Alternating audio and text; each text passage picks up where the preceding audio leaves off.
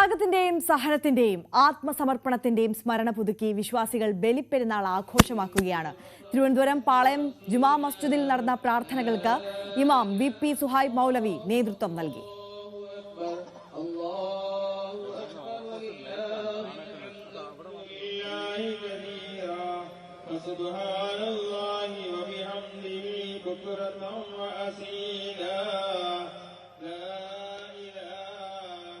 പഹൽഗാം ഭീകരാക്രമണത്തെ അപലപിച്ച ഇമാം വഖഫ്, പലസ്തീൻ അടക്കമുള്ള വിഷയങ്ങളും പരാമർശിച്ചു.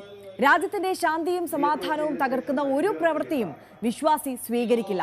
പഹൽഗാമിൽ കൊല്ലപ്പെട്ട സയ്യിദ് ആദിൽ അടക്കമുള്ള 26 പേർ മതപരമായി രാജ്യത്തെ തകർക്കാൻ കഴിയില്ല എന്നതിന്റെ തെളിവാണ്. ഓപ്പറേഷൻ സിന്ദൂർ പ്രശംസനീയമെന്നും VP സുഹൈബ് മൗലവി പറഞ്ഞു. മനുഷ്യ മനസാക്ഷിയെ നടുക്കിയ പഹൽഗാം ഭീകരാക്രമണങ്ങളെ രാഷ്ട്രീയ നേട്ടങ്ങൾക്ക് വേണ്ടിയും സമൂഹത്തിൽ വെറുപ്പും വിദ്വേഷവും പ്രചരിപ്പിക്കുന്നതിന് വേണ്ടിയും ദുരുപയോഗപ്പെടുത്താതിരിക്കാനുള്ള ജാഗ്രതയും കരുതലും എല്ലാവർക്കും ആവശ്യമാണ്. സഹോദരങ്ങളെ, ഞങ്ങളുടെ രാജ്യത്തെ ജനങ്ങളെ നിങ്ങൾക്ക് മതപരമായിട്ട് സാമുദായികമായിട്ട് ഭിന്നിപ്പിക്കുവാൻ കഴിയില്ല. ഞങ്ങൾ ഒരുമിച്ച് നിൽക്കും എന്ന സന്ദേശം ലോകത്തിന് കൈമാറിക്കൊണ്ടാണ് ഈ 26 നിരപരാധികളായ മനുഷ്യരും ലോകത്തോട് വിട പറഞ്ഞത് എന്ന് നമ്മൾ മനസ്സിലാക്കണം. തുടർന്ന് ഭീകരതയ്ക്കെതിരെ നടന്ന സൈനിക നടപടിയും ഏറെ പ്രശംസനീയമാണ്. അക്രമങ്ങൾക്കെതിരെ നമ്മുടെ രാജ്യം ഒറ്റക്കെട്ടാണെന്ന് വിളിച്ചു പറയാൻ ഈ സൈനിക നടപടികൾക്കായി എന്നുള്ളതാണ്.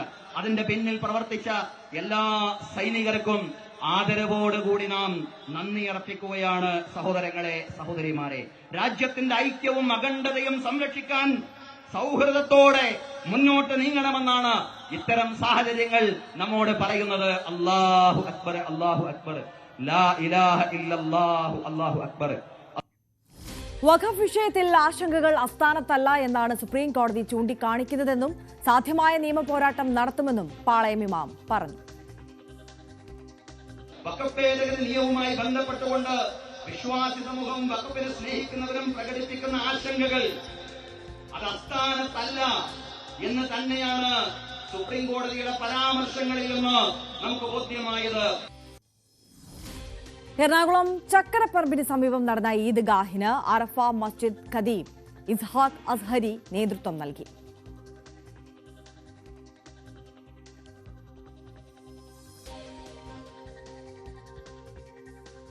സംസ്ഥാനത്തെ വിവിധ പള്ളികളിൽ പെരുന്നാൾ നമസ്കാരം നടന്നു. കാഴ്ചകളിലേക്ക്.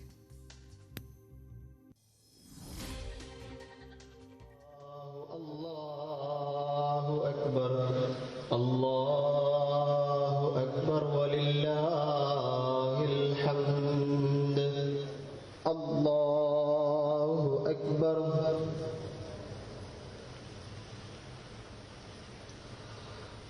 അല്ലാഹു അക്ബർ,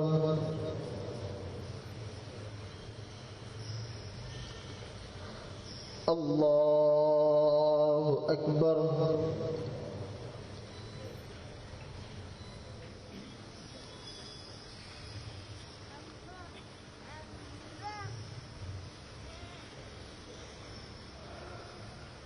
سمع الله لمن حمده.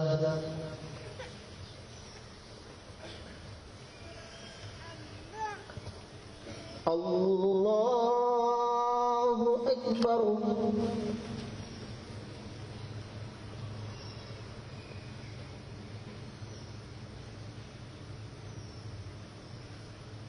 അല്ലാഹു അക്ബർ.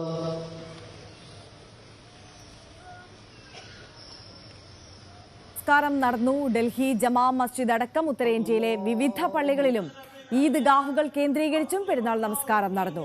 ഡൽഹി ജമാ മസ്ജിദിൽ നടന്ന പ്രാർത്ഥനകൾക്ക് ഇമാം സയ്യിദ് അഹമ്മദ് ബുഹാരി നേതൃത്വം നൽകി. കനത്ത സുരക്ഷയിലാണ് ഉത്തർപ്രദേശിലെ സംബലിലെ പെരുന്നാൾ ആഘോഷം നടന്നത്.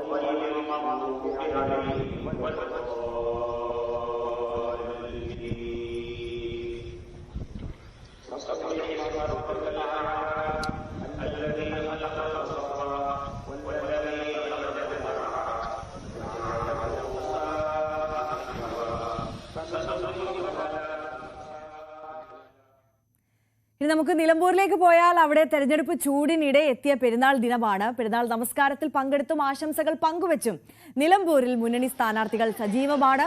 UDF സ്ഥാനാർത്ഥി ആര്യാടൻ ഷൗക്കത്ത് നിലമ്പൂർ മിനർവ സലഫി മസ്ജിദിലും തൃണമൂൽ സ്വതന്ത്രൻ PV അൻവർ എടക്കര പള്ളിയിലും ഈദ് നമസ്കാരത്തിൽ പങ്കെടുത്തു.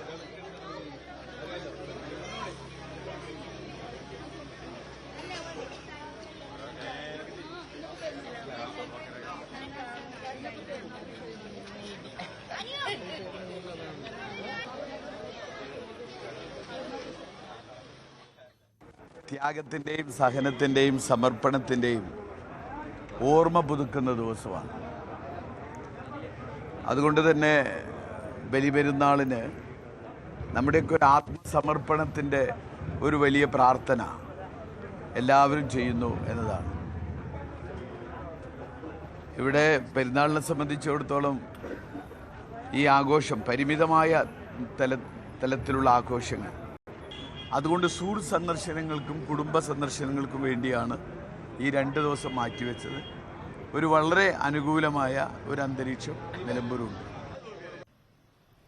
ചന്തകുന്നിലെ ഈദ്ഗാഹിലെത്തി LDF സ്ഥാനാർത്ഥി M സ്വരാജ് ആശംസകൾ നേർന്നു. എല്ലാ ആഘോഷങ്ങളും ഒരുപോലെ കാണുന്ന മതേതര മനസ്സാണ് നിലമ്പൂരിൻ്റെതെന്ന് M സ്വരാജ് പ്രതികരിക്കുകയും ചെയ്തു.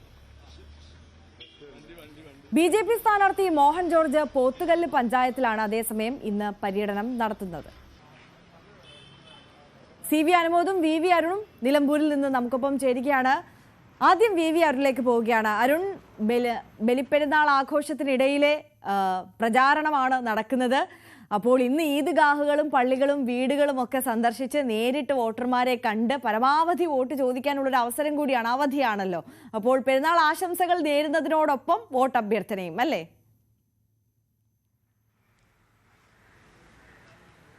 തീർച്ചയായിട്ടും അതുതന്നെയാണ്. പതിവ് പ്രചരണ രീതിയല്ല ഇന്ന് മുന്നണി സ്ഥാനാർത്ഥികൾ സ്വീകരിക്കുന്നത്.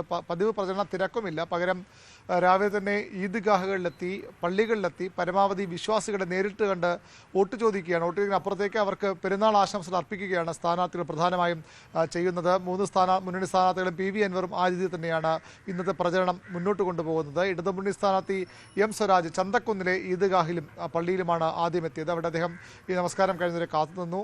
വരുന്ന വിശ്വാസികളെ നേരിൽ കണ്ട് അദ്ദേഹത്തിന് ഈ പ്രദേശം അത്ര പരിചയപ്പെടുത്തേണ്ട കാര്യമില്ല. നാട്ടുകാരെ പറയും നേരിട്ട് അറിയാവുന്ന ആൾ കൂടിയാണ് നിലമ്പൂർകാരനായ സ്ഥാനാർത്ഥി M സ്വരാജ്. അതുകൊണ്ട് തന്നെ സ്വരാജ് ആ പരിചയം പുതുക്കുന്നു, പുതിയ ആളുകളെ പരിചയപ്പെടുന്നു. എനിക്ക് പറയാനുള്ള കാര്യങ്ങൾ മറ്റു വോട്ടൊന്നും അദ്ദേഹം ഇന്ന് അഭ്യർത്ഥിച്ച് കണ്ടില്ല. പകരം ഈ പെരുന്നാൾ ആശംസ തന്നെയാണ് അദ്ദേഹം പ്രധാനമായും അവരോട് സംസാരിച്ചത് അറിയിക്കുന്നത്. പ്രാദേശിക നേതാക്കളും വാർഡ് പ്രതിനിധികളുമൊക്കെ നഗരസഭാ ചെയർമാനും മറ്റ് വാർഡ് കമ്മിറ്റി പഞ്ചായത്ത് പ്രതിനിധികളുമൊക്കെ സ്വരാജിനൊപ്പം ഉണ്ടായിരുന്നു. അങ്ങനെ ഒരു പ്രചരണ രീതിയാണ് ഇന്ന് മുഴുവൻ അദ്ദേഹം സ്വീകരിക്കുന്നത്. പതിവ് പ്രചരണം ഇല്ല, മറ്റ് കുടുംബയോഗങ്ങളോ മറ്റൊന്നും കാര്യമായി ഇന്ന് അദ്ദേഹം പങ്കെടുക്കുന്നില്ല. അല്ലാതെ ഈ വ്യക്തികളെയും നേരിൽ കണ്ടും ഈ വിശ്വാസികളെ സംസാരിച്ചുമൊക്കെയാണ് ഇന്നത്തെ ദിവസം സ്വരാജ് മുന്നോട്ട് കൊണ്ടുപോകുന്നത്. CPMൻ്റെ സംസ്ഥാന സെക്രട്ടറി MV ഗോവിന്ദൻ ഇവിടെ നിലമ്പൂരിൽ തന്നെയുണ്ട്. അദ്ദേഹം ഇവിടെ സ്റ്റേ ചെയ്യുകയാണ്. അദ്ദേഹത്തിന് കാര്യമായി ഇന്ന് പ്രചരണ യോഗങ്ങളൊന്നുമില്ല, എങ്കിലും അദ്ദേഹം ചില യോഗങ്ങളിൽ പങ്കെടുക്കുമെന്നാണ് ഇപ്പോൾ അറിയിക്കുന്നത്. നാളെ മുതൽ മന്ത്രിമാരുടെ ഒരു പട തന്നെ ഇവിടേക്ക് എത്തുന്നുണ്ട്. മന്ത്രി മുഹമ്മദ് റിയാസും V ശിവൻകുട്ടിയും അതുപോലെ റോഷിയ കസ്റ്റിനും ഒക്കെ നാളെ മുതൽ ഇവിടേക്ക് വരുന്നുണ്ട്. മുഖ്യമന്ത്രി പിണറായി വിജയൻ 13-ാം തീയതി മുതൽ ഇവിടെ 3 ദിവസം കേന്ദ്രീകരിച്ച് തന്നെ എല്ലാ പഞ്ചായത്തുകളിലും പോയി പ്രചരണത്തിന് മേൽനോട്ടം വഹിക്കുന്നുണ്ട്. സ്വരാജിനെ നിങ്ങൾക്ക് തരുന്നു, നിങ്ങൾ വിജയിപ്പിച്ച് ഞങ്ങൾക്കടുത്തേക്ക് എത്തിക്കണം എന്നുള്ളൊരു സന്ദേശമാണ് പിണറായി ഇവിടെ നൽകിയത്. അതിൻ്റെ ഒരു ആവേശം ഉൾക്കൊണ്ടുള്ള പ്രചരണമാണ് CPMൻ്റെ പ്രവർത്തകർ, ഇടതുമുന്നണി പ്രവർത്തകർ ഇവിടെ പൊതുവിൽ എടുക്കുന്നത്. ആ രീതിയിലുള്ള ശക്തമായ പ്രചരണം തന്നെയാണ് സ്വരാജിന് വേണ്ടി നടക്കുന്നത്. വലിയ പ്രതീക്ഷയോടുകൂടി ഇടതുമുന്നണി പ്രചരണം മുന്നോട്ട് പോകുന്നു. അതിൽ തന്നെ ഇന്നത്തേത് പൂർണ്ണമായും ഈ ഒരു പെരുന്നാൾ തിരക്കിനായി മാറ്റിവെച്ചിരിക്കുകയാണ് M സ്വരാജ്. നമ്മൾ രാവിലെ കണ്ടതാണ്. സ്വരാജ് മൈലാഞ്ചി ഇടുന്ന കുട്ടികൾക്കൊപ്പമൊക്കെ പോയിരുന്ന് ആ വിശേഷങ്ങൾ ചോദിച്ചറിഞ്ഞും അവർക്ക് ആശംസകൾ നേർന്നുമൊക്കെയുള്ള സ്വരാജിൻ്റെ പ്രചരണ രീതിയും. ആര്യ. തീർച്ചയായും വി അരുണാണ് നിലമ്പൂരിൽ നിന്ന് നമുക്കൊപ്പം ചേർന്നത്. എന്തായാലും പതിവ് പ്രചാരണ പരിപാടികൾക്കൊക്കെ ഇന്നൊരു അവധി നൽകുകയാണ് സ്ഥാനാർത്ഥി LDF സ്ഥാനാർത്ഥി M സ്വരാജ്. CV അനുമോദ് കൂടി നമുക്കൊപ്പം ചേരുന്നുണ്ട്. അനുമോദ്, അവിടെ ആര്യാടൻ ഷൗക്കത്തും PV അൻവറും ഒക്കെ പൂർണ്ണമായിട്ടും ഒരു പെരുന്നാൾ വൈബിലായിരിക്കുമല്ലോ അല്ലേ ഇന്ന്?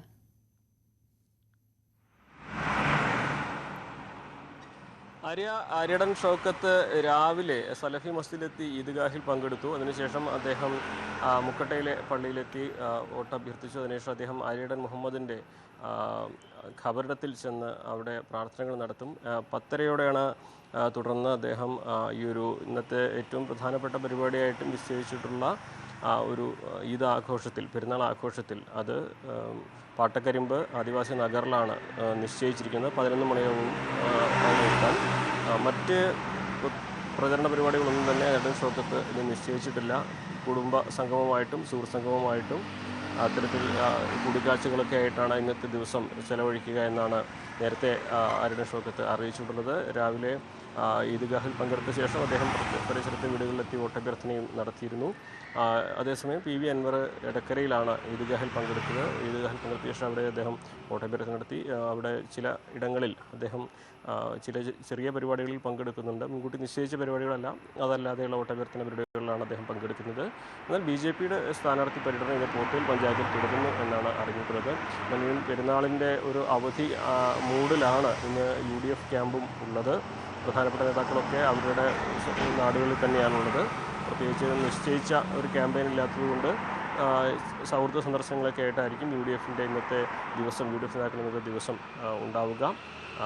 അതേസമയം BJP ഇന്ന് പ്രചരണ രംഗത്ത് സജീവമാണ്. PV അൻവറും മുൻ നിശ്ചയിക്കാത്ത രീതിയിലുള്ള പ്രചരണം ഇന്ന് നടത്തുന്നുണ്ട്. തീർച്ചയായും CV അനുമോദ് കൂടിയാണ് നമുക്കൊപ്പം ചേർന്നത്. ഇന്ന് സ്നേഹവും സന്തോഷവും സൗഹാർദ്ദവും മാത്രം പങ്കുവെക്കുന്ന, രാഷ്ട്രീയത്തെ ഒന്ന് അല്പം മാറ്റിവെക്കുന്ന ഒരു ദിവസമാണ് നിലമ്പൂരിലെ സ്ഥാനാർത്ഥികൾക്കെല്ലാം. അപ്പോൾ അതാണ് നിലമ്പൂരിലെ ഇന്നത്തെ പെരുന്നാൾ ദിന കാഴ്ചകൾ. നമ്മൾ മറ്റു വാർത്തകൾ കൂടി നോക്കാം. സിന്ധു നദീജല കരാറിൽ ചർച്ചകൾ പുനരാരംഭിക്കണമെന്ന അഭ്യർത്ഥനയുമായി വീണ്ടും പാകിസ്ഥാൻ. ജലശക്തി മന്ത്രാലയത്തിന് പാകിസ്ഥാൻ കത്തയച്ചു. ചർച്ചകൾക്കില്ലെന്നും കരാർ മരവിപ്പിച്ച നടപടി തുടരുമെന്നുമാണ് ഇന്ത്യയുടെ നിലപാട്. ER രാഗേഷ് കൂടുതൽ വിവരങ്ങളുമായി നാഷണൽ ഡെസ്കിൽ നിന്ന് ചേരുകയാണ്. ER, സിന്ധു നദീജല കരാർ വിഷയത്തിൽ ഒരു സന്ധിക്കുമില്ല രാജ്യം എന്നുള്ളതാണ്, അത് വീണ്ടും അടിവരയിട്ട് പറയുന്നു. ആര്യ, സിന്ധു നദീജല കരാർ സസ്പെൻഡ് ചെയ്തത് എത്രമാത്രം പാകിസ്ഥാനെ ബാധിച്ചു എന്നത് വ്യക്തമാക്കുന്നതാണ് തുടരെ എഴുതുന്ന കത്തുകൾ. ഇപ്പോൾ ഇത് വീണ്ടും പാകിസ്ഥാൻ ജലശക്തി മന്ത്രാലയത്തിന് കത്ത് നൽകിയിരിക്കുകയാണ്. കാരണം പഹൽഗാം ഭീകരാക്രമണത്തിന് പിന്നാലെ ഇന്ത്യ സ്വീകരിച്ച പ്രധാനപ്പെട്ട അല്ലെങ്കിൽ ആദ്യ നടപടികളിലൊന്ന് സിന്ധു നദീജല കരാർ സസ്പെൻഡ് ചെയ്യുക എന്നുള്ളതായിരുന്നു. അതിനുശേഷമാണ് പാകിസ്ഥാൻ ഇത്തരത്തിൽ അഭ്യർത്ഥന ഇന്ത്യയോട് നടത്തിക്കൊണ്ടിരിക്കുന്നത്. കാരണം 2023-ലും 2024 സെപ്റ്റംബറിലും ഇന്ത്യ പാകിസ്ഥാന് കത്ത് നൽകിയിരുന്നു. അതായത് സിന്ധു നദീജല കരാറിലെ വ്യവസ്ഥകൾ അത് റിവ്യൂ ചെയ്യണം എന്നായിരുന്നു ഇന്ത്യയുടെ പ്രധാനപ്പെട്ട ആവശ്യം. അന്ന് അതിനോട് മുഖം തിരിഞ്ഞു നിൽക്കുകയായിരുന്നു പാകിസ്ഥാൻ സ്വീകരിച്ചിരുന്നത്. പക്ഷേ സിന്ധു നദീജല കരാർ ഈ പഹൽഗാം ഭീകരാക്രമണത്തിന് ശേഷം സസ്പെൻഡ് ചെയ്തതിന് പിന്നാലെ അത്തരം ചർച്ചകളാകാം, ഇന്ത്യയുടെ ആവശ്യങ്ങളിൽ ചർച്ചയാകാമെന്ന് അറിയിച്ചുകൊണ്ട് കഴിഞ്ഞ മെയ് മാസത്തിൽ ആദ്യം പാകിസ്ഥാൻ കത്ത് നൽകി. പക്ഷേ ഇന്ത്യ അതിന് തയ്യാറായില്ല. അതിനുശേഷം ഓപ്പറേഷൻ സിന്ദൂറിന് ശേഷം ഇപ്പോൾ 3 കത്ത് കൂടി നൽകിയിരിക്കുകയാണ് പാകിസ്ഥാൻ. അതിന് പ്രധാനപ്പെട്ട കാരണം, ഒന്ന്, പാകിസ്ഥാന്റെ കാർഷിക മേഖലയെ ഇത്തരത്തിൽ ഇന്ത്യയുടെ നടപടി വലിയ രീതിയിൽ ബാധിക്കും. പ്രത്യേകിച്ച് റാബി വിളകളെ തന്നെ വലിയ രീതിയിൽ ബാധിക്കും.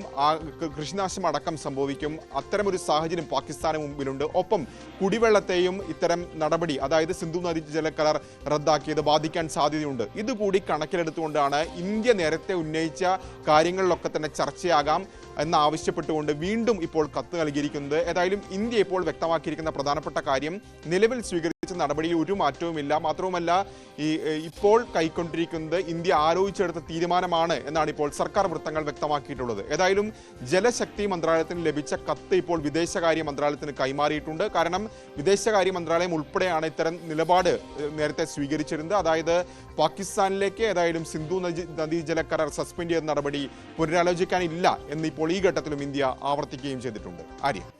ER രാഗേഷാണ് വിവരങ്ങൾ നൽകിയത്. എന്തായാലും പാകിസ്ഥാനെ വരിഞ്ഞു മുറുക്കുക എന്ന ഉദ്ദേശത്തിൽ തന്നെയാണ് പഹൽഗാം ഭീകരാക്രമണത്തിന് പിന്നാലെ സിന്ധു നദീജല കരാർ മരവിപ്പിക്കുന്ന നടപടിയിലേക്ക് പാകിസ്ഥാൻ കടന്നത്.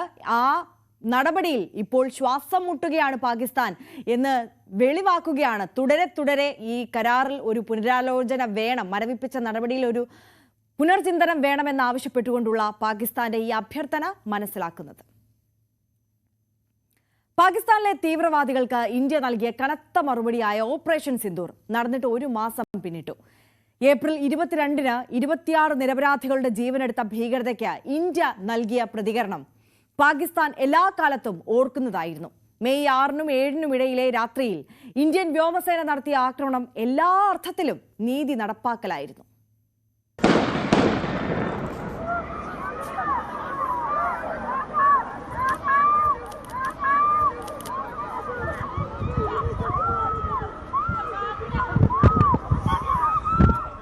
സിന്ദൂരം സന്തുഷ്ടമായ വൈവാഹിക ജീവിതത്തിൻ്റെയും ഐശ്വര്യത്തിൻ്റെയും പ്രതീകം. എന്നാൽ ആ ചുവന്ന പൊട്ടിന് ഇന്ന് മറ്റൊരർത്ഥം കൂടിയുണ്ട്. സ്ത്രീകളുടെ നെറ്റിയിലെ സിന്ദൂരം വെടിമരുന്നാകുമെന്ന് അത് മായ്ച്ചു കളഞ്ഞവർ ഇന്ന് തിരിച്ചറിഞ്ഞിട്ടുണ്ട്.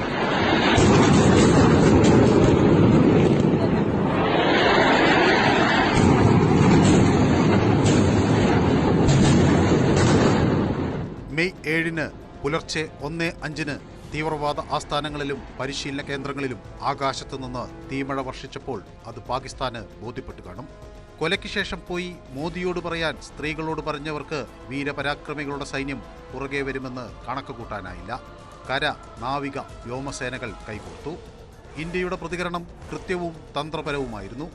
നിയന്ത്രണ രേഖയോ അന്താരാഷ്ട്ര അതിർത്തിയോ കടക്കാതെ ഇന്ത്യൻ സൈന്യം തീവ്രവാദ കേന്ദ്രങ്ങൾ തകർത്തു.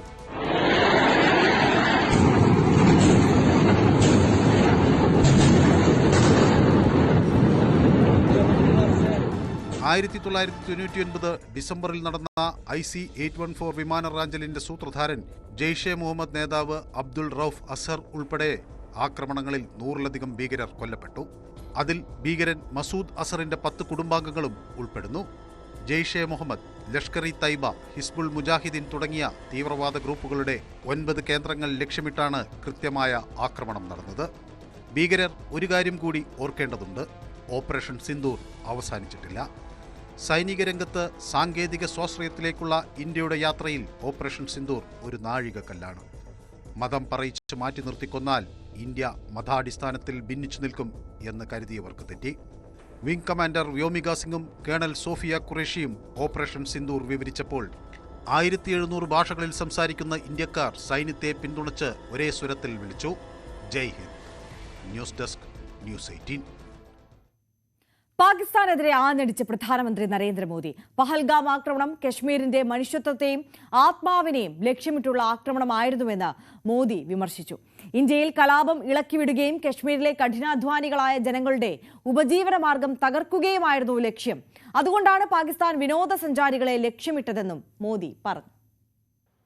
मानवता का विरोधी, मेलजोल का विरोधी, टूरिज्म का विरोधी, इतना ही नहीं, वो ऐसा देश है जो गरीब की रोजी रोटी का भी विरोधी है. 22 अप्रैल को पहलगाम में जो कुछ हुआ वो इसी का उदाहरण है. पाकिस्तान ने पहलगाम में इंसानियत और कश्मीरियत दोनों पर वार किया. उसका इरादा भारत में दंगे कराने का था. उसका इरादा कश्मीर के मेहनतकश लोगों की कमाई को रोकना था. इसलिए पाकिस्तान ने टूरिस्ट पर हमला किया. കൂടുതൽ വാർത്തകൾ ഇടവേളയ്ക്ക് ശേഷം.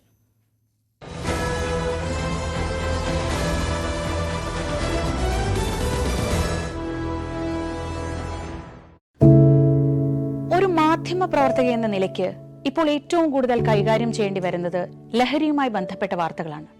കൊച്ചുകുട്ടികൾ മുതൽ യുവാക്കൾ വരെ എല്ലാവരും ഉൾപ്പെട്ടിരിക്കുന്ന ലഹരിയുടെ ഒരു വല. എന്താണ് നമ്മുടെ യുവതലമുറയ്ക്ക് സംഭവിക്കുന്നത് എന്നൊക്കെ എല്ലാവരും ചോദിച്ചു കാണും. പക്ഷേ അവരുടെ പ്രശ്നങ്ങളെ, അത് കുട്ടികൾ മുതൽ യുവാക്കൾ വരെ, അവരുടെ പ്രശ്നങ്ങളെ കേൾക്കുന്നതിന്, മനസ്സിലാക്കുന്നതിന്, ഒരു പരിഹാരം പറയുന്നതിന് മുതിർന്നവരായ നമുക്ക് എത്രമാത്രം കഴിയുന്നുണ്ട്? അവരിൽ ഉണ്ടാകുന്ന ചെറിയ മാറ്റങ്ങൾ നമ്മൾ തിരിച്ചറിയാറുണ്ട്. അവരുടെ ചുറ്റുമുള്ളത് ഒരു മായാലോകമാണ്, സോഷ്യൽ മീഡിയയുടെ. വീഡിയോ ഗെയിമുകളുടെ, സിനിമയുടെ, വാർത്തയുടെ വലിയ വിവരശേഖരത്തിന്റെ ലോകം. ആ ലോകത്തിനകത്ത് കുരുങ്ങിപ്പോകുന്ന കുട്ടികളെ തിരിച്ച് യഥാർത്ഥ ജീവിതത്തിലേക്ക്, മണ്ണിന്റെ മണമുള്ള ജീവിതത്തിലേക്ക് തിരിച്ചു കൊണ്ടുവരാൻ നമുക്കും കഴിയേണ്ടതല്ലേ? അവരെ കേൾക്കാൻ, അവരിൽ ഉണ്ടാകുന്ന മാറ്റങ്ങൾ തിരിച്ചറിയാൻ, അവരുടെ പ്രശ്നങ്ങൾക്ക് പരിഹാരം കാണാൻ നമുക്ക് മാത്രമേ കഴിയൂ. ചേർത്ത് പിടിക്കാം നമ്മുടെ കുട്ടികളെ. ലഹരിയുടെ വലയിൽ കുരുങ്ങാതെ അവരെ കാത്തുരക്ഷിക്കാം.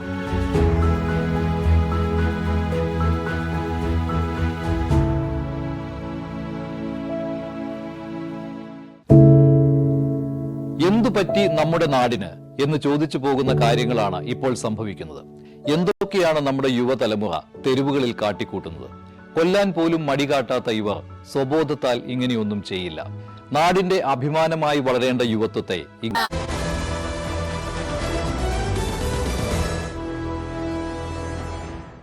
തിരികെ വാർത്തകളിലേക്ക്. തിരുവനന്തപുരം PMGയിൽ TVS സ്കൂട്ടർ ഷോറൂമിൽ തീപിടുത്തം. 100ഓളം വാഹനങ്ങൾ ഷോറൂമിൽ ഉണ്ടായിരുന്നു. 2 മണിക്കൂറോളം തീ പടർന്നു. പുലർച്ചെ 4 മണിയോടെയാണ് തീപിടുത്തമുണ്ടായത്. സാരംഗ് സുധാകരൻ കൂടുതൽ വിവരങ്ങളുമായി ചേരുകയാണ്. സാരംഗ്, വലിയ തീപിടുത്തമാണ് നഗരമധ്യത്തിൽ ഉണ്ടായത്. 2 മണിക്കൂർ പണിപ്പെട്ടിട്ടാണ് തീ നിയന്ത്രണ വിധേയമാക്കാൻ കഴിഞ്ഞത്. എങ്ങനെയാണ് ഈ തീപിടുത്തം ഉണ്ടായത് എന്നതിനെ സംബന്ധിച്ച് സൂചന ലഭിച്ചിട്ടുണ്ടോ?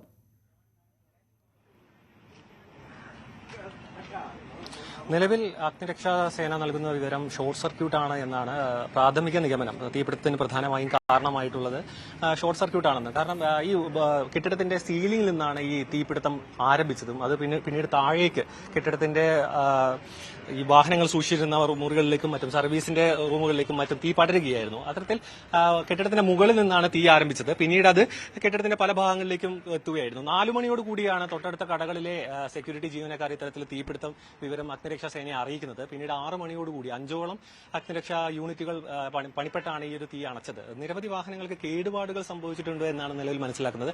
നിലവിലെ അനുമാന പ്രകാരം ഷോർട്ട് സർക്യൂട്ട് തന്നെയാണെന്നാണ്. ഇതിൽ പ്രധാനമായിട്ടും പറയുന്നത് പുതിയ വാഹനങ്ങൾക്കൊപ്പം തന്നെ സർവീസിന് കൊണ്ടുവന്ന വാഹനങ്ങളും ഇതിനൊപ്പം കേടുപാടുകൾ സംഭവിച്ചിട്ടുണ്ട്. ഒരു നിരവധി സർവീസ് പാർട്സുകൾക്ക് ഇത്തരത്തിൽ കേടുപാടുകൾ സംഭവിച്ചിട്ടുണ്ട്. ഒപ്പം തന്നെ ടയറുകൾ, നമുക്കറിയാം ടയറുകൾ സൂക്ഷിക്കും. പുതിയ ടയറുകൾക്കും മറ്റും തീപിടുത്തത്തിൽ കേടുപാടുകൾ, അതേപോലെ തന്നെ ടയറുകൾ കത്തി നശിച്ചിട്ടുണ്ട്. അത്തരത്തിൽ വലിയൊരു നാശനഷ്ടമാണ് നിലവിൽ ഇവിടെ ഉണ്ടായിട്ടുള്ളതെന്നാണ് നമുക്ക് പ്രാഥമികമായി ലഭിക്കുന്ന വിവരം. ആര്യ, ഇപ്പോൾ എത്രത്തോളം വലിയ നാശനഷ്ടമാണ് ഉണ്ടായത് എന്നത് സംബന്ധിച്ച് നമുക്കൊരു പൂർണ്ണമായ കണക്കിലേക്ക് എത്താൻ കഴിയില്ല എങ്കിൽ പോലും പുതിയ ഒരുപാട് വാഹനങ്ങൾ ഉണ്ടായിരുന്ന ഷോറൂമാണ്. അതുകൊണ്ട് തന്നെ ഒരുപക്ഷെ നാശനഷ്ടത്തിന്റെ കണക്കെടുത്താൽ അതൊരു കോടികളിലേക്ക് കടന്നേക്കാം എന്നുള്ളതാണ് സ്ഥിതി, അല്ലേ സാരംഗ്? തീർച്ചയായും. കാരണം കേടുപാടുകൾ സംഭവിച്ചതിൽ അധികവും പുതിയ വാഹനങ്ങളാണ്. നമുക്കറിയാം പുതിയ വാഹനങ്ങൾക്ക് ചെറിയ കേടുപാടുകൾ സംഭവിച്ചാൽ പോലും അവ പിന്നീട് വിൽപ്പനയ്ക്കായി നൽകാൻ കഴിയില്ല. മാത്രമല്ല ഇതിനൊപ്പം തന്നെ കഴിഞ്ഞ ദിവസങ്ങളിൽ ഇവിടെ സർവീസിനെ, അതായത് വലിയ വലിയ വർക്കുകൾക്ക് വേണ്ടിയിട്ട് സർവീസുകൾക്കായി വേണ്ടി ഇവിടെ എത്തിച്ച വാഹനങ്ങൾക്കും കേടുപാടുകൾ സംഭവിച്ചിട്ടുണ്ട്. അവയെല്ലാം കൂടി നോക്കുമ്പോൾ ലക്ഷക്കണക്കിന് രൂപയുടെ നാശനഷ്ടം. ഒപ്പം തന്നെ ഈ സർവീസ് പാർട്സുകളാണ് കൂടുതലായിട്ടും നാശനഷ്ടം ഉണ്ടായിട്ടുള്ളത്. കാരണം സർവീസ് സെന്റർ ഇവിടെ ഉള്ളതുകൊണ്ട് തന്നെ സർവീസ് അതായത് ആക്സസറീസും പാർട്സും നിരവധിയായി ഇവിടെ സ്റ്റോർ ചെയ്യും. അത്തരത്തിലുള്ള ഉപകരണങ്ങളെല്ലാം തന്നെ ഈ തീപിടുത്തത്തിൽ നഷ്ടപ്പെട്ടു. അതായത് തീപിടിച്ച് കേടുപാട് സംഭവിച്ചു എന്നുള്ളതാണ് നമുക്ക് മനസ്സിലാക്കാൻ കഴിയുന്നത്. അതിനൊപ്പം തന്നെ നിരവധിയായി സൂക്ഷിച്ചിട്ടുള്ള ടയറുകളും, അങ്ങനെ അത്തരത്തിൽ കെട്ടിടത്തിന്റെ കേടുപാടുകളും വാഹനങ്ങൾ നഷ്ടപ്പെട്ടതും ഒപ്പം തന്നെ ആക്സസറീസിലുള്ള തീപിടുത്തം എല്ലാം നോക്കുമ്പോൾ വലിയ തുകയുടെ ഒരു നാശനഷ്ടം നിലവിൽ നമുക്ക് അനുമാനിക്കാൻ കഴിയുന്ന ലക്ഷക്കണക്കിന് രൂപയുടെ നാശനഷ്ടം തന്നെയാണ് ഇവിടെ ഒരു TVSന്റെ ഷോറൂമിൽ ഉണ്ടായിട്ടുള്ളതെന്ന് മനസ്സിലാക്കുന്നത്. കൃത്യമായ കണക്കുകൾ മനസ്സിലാക്കണമെങ്കിൽ പോലീസ് ഇവിടെ സ്ഥലം ബന്ദോബസ്ത് ചെയ്തിട്ടുണ്ട്. അതിനുശേഷം കമ്പനി അധികൃതരും മറ്റും എത്തി ഇതിന്റെ ഒരു നാശനഷ്ടങ്ങളുടെ കണക്കെടുപ്പും ഒപ്പം തന്നെ തീപിടുത്തത്തിന്റെ കാരണങ്ങളും മറ്റും വ്യക്തമായ അന്വേഷണത്തിന്. ഈ ഷോറൂമിന് മാത്രമാണോ കേടുപാടുകൾ സംഭവിച്ചിട്ടുള്ളത്, അല്ലെങ്കിൽ സമീപത്തെ കടകളിലേക്കൊക്കെ തീ പടർന്നിരുന്നോ?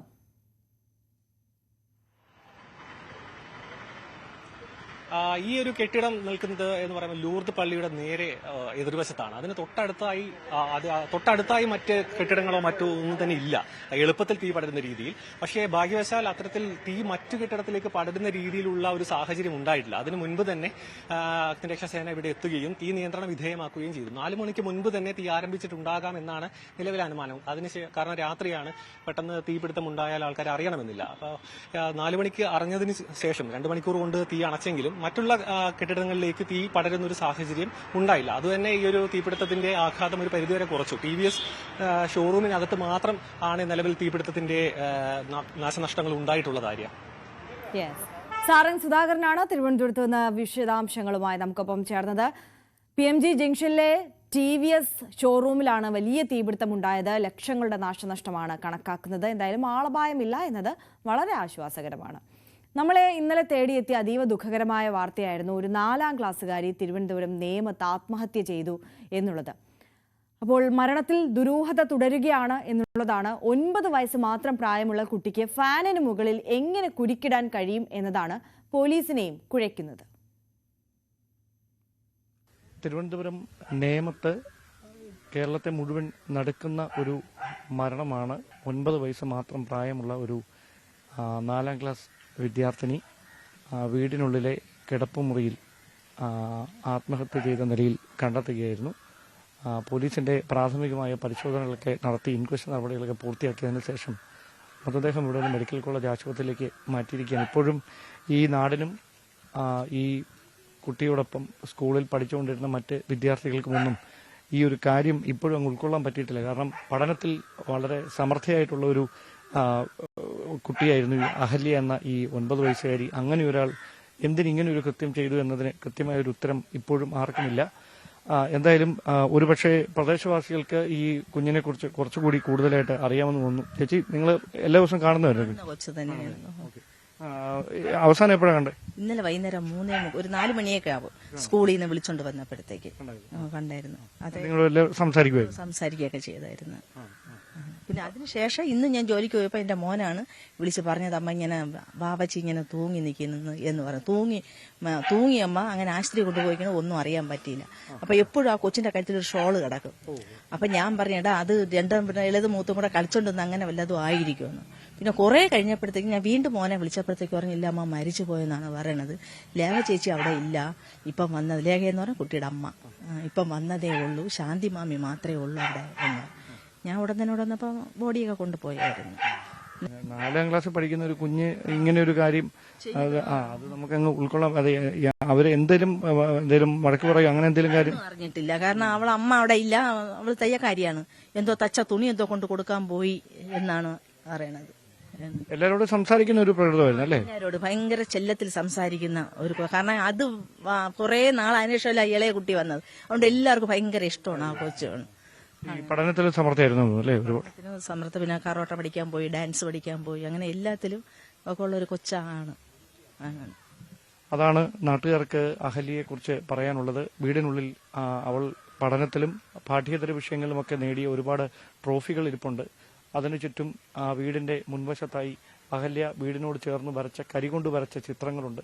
അഹല്യ എന്ന് തന്നെ കരി കൊണ്ട് എഴുതിയ പേരുണ്ട്. അങ്ങനെ ആ പ്രിയപ്പെട്ട ബന്ധുക്കൾക്കും നാട്ടുകാർക്കും കുടുംബാംഗങ്ങൾക്കുമെല്ലാം ഇപ്പോഴും ഉൾക്കൊള്ളാനാവാത്ത ഒരു വലിയ വേദനയ്ക്ക് നടുവിലാണ് അഹല്യയുടെ അപ്രതീക്ഷിതമായ വിയോഗം ഈ നാടിനെ കൊണ്ട് എത്തിച്ചിരിക്കുന്നത്. പോലീസിന്റെ അന്വേഷണം നടക്കുകയാണ്. എന്താണ് സംഭവിച്ചത് എന്ന് കണ്ടെത്തുന്നതിന് വേണ്ടി ഒരുപക്ഷെ ഈ ഏതെങ്കിലും തരത്തിൽ വഴക്ക് പറഞ്ഞതിലുള്ള ഒരു മാനസിക പ്രശ്നം, അങ്ങനെ ഒരു ബുദ്ധിമുട്ട് കാരണം ഇങ്ങനെ ഒരു പ്രവൃത്തി ചെയ്തതാണോ എന്ന ഒരു അന്വേഷണമാണ് പോലീസിന്റെ ഭാഗത്തു നിന്ന് പ്രധാനമായി നടന്നുകൊണ്ടിരിക്കുന്നത്. പക്ഷേ ഈ കുട്ടി എങ്ങനെ ഫാനിന് മുകളിൽ ഈ കുരുക്കിട്ടു എന്നതിലാണ് ഇപ്പോഴും ഒരു സംശയം നിലനിൽക്കുന്നത്. അത് സംബന്ധിച്ച ഫിംഗർ പ്രിന്റിന്റെയും അതോടൊപ്പം തന്നെ മറ്റ് സയന്റിഫിക് എക്സ്പേർട്സിന്റെയും ഒക്കെ അന്വേഷണം വിശദമായി തന്നെ പൂർത്തിയാക്കിയിട്ടുണ്ട്. വൈകാതെ അത് സംബന്ധിച്ച വ്യക്തമായ വിവരങ്ങൾ പുറത്തുവരുമെന്നാണ് പോലീസും വ്യക്തമാക്കുന്നത്. ക്യാമറമാൻ അരുൺ പാലോടിനൊപ്പം നേമത്ത് നിന്ന് ഡാൻ കുര്യൻ, ന്യൂസ് 18.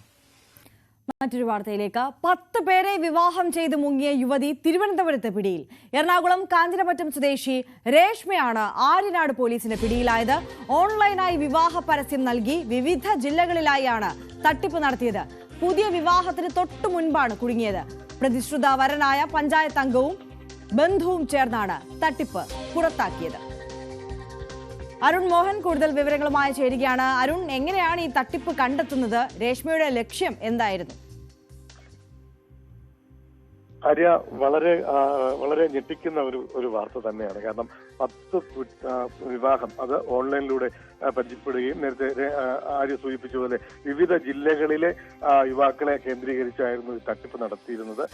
ലക്ഷ്യം മറ്റൊന്നുമല്ല, പണം തട്ടിയെടുക്കുക തന്നെയാണ് ഇവരുടെ ഉദ്ദേശം എന്നുള്ളത്. കാരണം ഇവർ എറണാകുളം സ്വദേശി എന്നാണ് നമുക്ക് പ്രാഥമികമായി മനസ്സിലാക്കാൻ കഴിയുന്നത്. എറണാകുളം സ്വദേശിയായ ഈ രേഷ്മ എന്ന ഇവർ ഒരു കുട്ടിയുടെ അമ്മയുമാണ്. പക്ഷേ അതിനുശേഷവും ഇവർ ഈ പറയുന്ന വിവാഹം തട്ടിപ്പുമായി രംഗത്തിറങ്ങുകയായിരുന്നു എന്നുള്ളതാണ് പോലീസ് പറയുന്നത്. ഓൺലൈനിലൂടെ വിവാഹ പരിചയം നൽകുകയും കുട്ടികളുടെ മാതാവാണെന്നുള്ള വിവരം ഉൾപ്പെടെ മറച്ചു വെച്ചുകൊണ്ട് തന്നെയാണ് ഇവർ ഈ ഒരു തട്ടിപ്പിന് എത്തുന്നത് എന്നുള്ളത് എത്തുകയും തുടർന്ന് ഈ പറയുന്ന ആൾക്കാർ കേന്ദ്രീകരിച്ച് വിവാഹം കഴിക്കുകയും 6 മാസത്തിനിടയിൽ മുങ്ങി പോകുകയാണ് ഇവരുടെ രീതി എന്നാണ് പോലീസിൽ നിന്ന് നമുക്ക് മനസ്സിലാക്കാൻ കഴിയുന്നത്. ഈ കഴിഞ്ഞ ദിവസം ഈ പറയുന്ന ആര്യനാട് സ്വദേശിയായ ഒരു മെമ്പറെയും ഇത്തരത്തിൽ വലയിൽ വീഴ്ത്തുന്നതിനിടയിലാണ് ഇവർ പിടിയിലാവുന്നത്.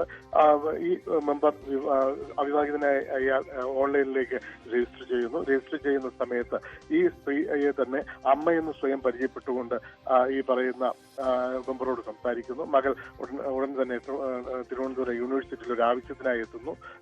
വേണ്ട സഹായങ്ങൾ ചെയ്തു കൊടുക്കണമെന്നൊക്കെ പറഞ്ഞ് വിടുന്നു. അതിന്റെ അടിസ്ഥാനത്തിൽ ഈ പറയുന്ന യൂണിവേഴ്സിറ്റിയുടെ സ്ഥലത്തെത്തുന്നു. എത്തി രേഷ്മയെ കാണുന്നു. കണ്ട് ബോധ്യപ്പെട്ട് കൂടുതൽ ഫോൺ സംഭാഷണത്തിലൂടെയൊക്കെ കൂടുതൽ പരിചയപ്പെടുന്നു. ഒരു സുപ്രഭാതത്തിൽ അമ്മയ്ക്ക് ഈ വിവാഹത്തിന് ഇഷ്ടമില്ല, ആയതിനാൽ തന്നെ വിവാഹം കഴിക്കണം എന്ന പറയുന്ന ഒരു അവസ്ഥയിലേക്ക് എത്തുന്നു. അങ്ങനെ സുഹൃത്തിന്റെ ഈ രേഷ്മയുടെ സുഹൃത്തിന്റെ സഹായത്തോടുകൂടി വെമ്പായത്ത് ഒരു വാഹനത്തിൽ വന്നിറങ്ങിയ ഈ യുവതിയെ മെമ്പർ അയാളുടെ ഒരു സംരക്ഷണ കേന്ദ്രത്തിൽ, അയാളുടെ ബന്ധുവിന്റെ ഒരു സംരക്ഷണ കേന്ദ്രത്തിൽ എത്തിച്ചതിന് ശേഷം വിവാഹത്തിന് വേണ്ടിയുള്ള ഒരുക്കങ്ങൾ എത്തുന്നു. വിവാഹം നിശ്ചയിച്ച് മുന്നോട്ട് പോകുമ്പോൾ വിവാഹത്തിന്റെ അന്ന് ബ്യൂട്ടി പാർലർ നടത്തുന്ന ഒരു സ്ത്രീ അവരുടെ ബാഗ് പരിശോധിച്ചപ്പോഴാണ് 45 ദിവസങ്ങൾക്ക് മുമ്പ് ഇവർ മറ്റൊരു വിവാഹം കഴിച്ചിരുന്നു എന്നുള്ളൊരു വിവരം ഇവർക്ക് ലഭിക്കുന്നത്. തുടർന്ന് നടത്തിയ അന്വേഷണത്തിൽ ഇയാൾ തട്ടിപ്പിന് അപ്പോൾ ഈ ബ്യൂട്ടി പാർലർ നടത്തുന്ന സ്ത്രീയാണോ ഈ പഞ്ചായത്ത് അംഗത്തിന്, അതായത് പ്രതിശ്രുത വരനായിട്ടുള്ള പഞ്ചായത്ത് അംഗത്തിന് ഈ സൂചന നൽകുന്നത് എന്നാണ് നമുക്കിപ്പോൾ മനസ്സിലാക്കാൻ കഴിയുന്നത്. ബ്യൂട്ടി പാർലർ നൽകുന്ന അവർക്ക് കിട്ടിയ ഒരു രേഖയിൽ നിന്നാണ് ഇത് കിട്ടിയെന്നാണ് നമുക്ക് പോലീസിൽ നിന്ന് സ്ഥിരീകരിക്കാത്ത വിവരം തന്നെയാണ് ഇത്. കാരണം അവരെ ഇപ്പോൾ കൂടുതൽ ചോദ്യം ചെയ്തു വരുന്ന ഒരു സാഹചര്യം കൂടിയാണ്. എന്തായാലും ബ്യൂട്ടി പാർലർ യുവതിയിൽ നിന്ന് തന്നെയാണ് ഇത് ലഭിച്ചത് എന്ന് തന്നെ നമുക്കിപ്പോൾ സ്ഥിരീകരിക്കാം. പറയുന്ന അവരിൽ നിന്ന് ഈ കിട്ടിയ രേഖ വെച്ചായിരുന്നു ഇവർ മുന്നോട്ട് പരിശോധന നടത്തുകയും തുടർന്ന് ഈ തട്ടിപ്പിന് ഇരയായെന്ന് ബോധ്യപ്പെടുകയും തുടർന്ന് ആര്യനാട് പോലീസിനെ സമീപിക്കുകയായിരുന്നു. ആര്യനാട് പോലീസ് വിശദമായി അന്വേഷിച്ചതിന് ശേഷം രേഷ്മയെ കസ്റ്റഡിയിലെടുക്കുകയായിരുന്നു. നിലവിൽ ഇപ്പോൾ ആര്യനാട് സ്റ്റേഷനിലാണുള്ളത്. ഇവരുടെ അറസ്റ്റ് ഉൾപ്പെടെയുള്ളവരെ രേഖപ്പെടുത്തിക്കൊണ്ടുള്ള നടപടിയിലേക്ക് മുന്നോട്ട് പോവുകയാണ് പോലീസ്. ആര്യ, വരും മണിക്കൂർ കൂടുതൽ ചിത്രം നമുക്ക് നൽകാൻ കഴിയും. ആര്യ, തീർച്ചയായും അരുൺ മോഹനാണ് വിവരങ്ങൾ നൽകിയത്. 10 പേരെ വിവാഹം ചെയ്ത് മുങ്ങിയ യുവതിയാണിപ്പോൾ തിരുവനന്തപുരത്ത് പിടിയിലായിട്ടുള്ളത്. എറണാകുളം കാഞ്ഞിരമറ്റം സ്വദേശി രേഷ്മയാണ് ആര്യനാട് പോലീസിന്റെ പിടിയിലായത്. ഒരു പുതിയ വിവാഹത്തിന് വേണ്ടി ഒരുങ്ങുന്ന സമയത്താണ് ഈ തട്ടിപ്പിന്റെ മറ്റ് കഥകൾ. ഈ പുതിയ പ്രതിശ്രുത വരൻ ഒരു പഞ്ചായത്ത് അംഗം കൂടിയാണ് അദ്ദേഹത്തിന് മനസ്സിലാകുന്നത്. തുടർന്നാണ് ഇപ്പോൾ പോലീസിന്റെ പിടിയിലായിട്ടുള്ളത് രേഷ്മ. രാജ്ഭവനിലെ ഭാരതാംബ വിവാദത്തിൽ നിലപാട് കടുപ്പിക്കുകയാണ് CPI. ഭാരതമാതാവിന്റെ പ്രതീകം ഭാരതത്തിന്റെ ദേശീയ പതാകയാണെന്ന് പ്രഖ്യാപിച്ചുകൊണ്ട് എല്ലാ ബ്രാഞ്ചുകളിലും ഇന്ന് ദേശീയ പതാക ഉയർത്തും.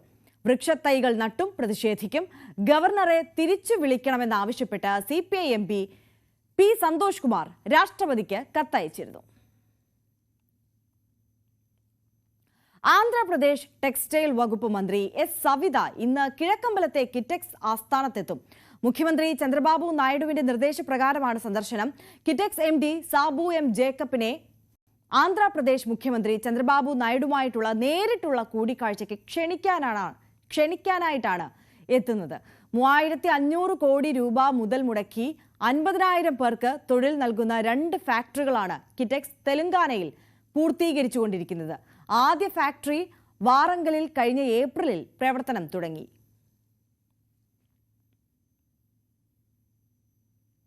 അർജന്റീന ഫുട്ബോൾ ടീം കേരളത്തിലേക്ക് വരുമെന്ന് വ്യക്തമാക്കി കായിക മന്ത്രി. മെസ്സി വരുന്ന കാര്യം വി അബ്ദുറഹ്മാൻ ഫേസ്ബുക്ക് പോസ്റ്റിലൂടെയാണ് അറിയിച്ചത്. ലോക ചാമ്പ്യന്മാരായ അർജന്റീന ഫുട്ബോൾ ടീം കേരളത്തിലേക്ക് മെസ്സി വരും എന്നാണ് മന്ത്രിയുടെ പോസ്റ്റ്. സ്പോൺസർ തുക നൽകാത്തതിനാൽ അർജന്റീന ടീം എത്തില്ലെന്ന് കഴിഞ്ഞ മാസം വാർത്ത പുറത്തു വന്നിരുന്നു. തിരികെത്താം ഇടവേളയ്ക്ക് ശേഷം.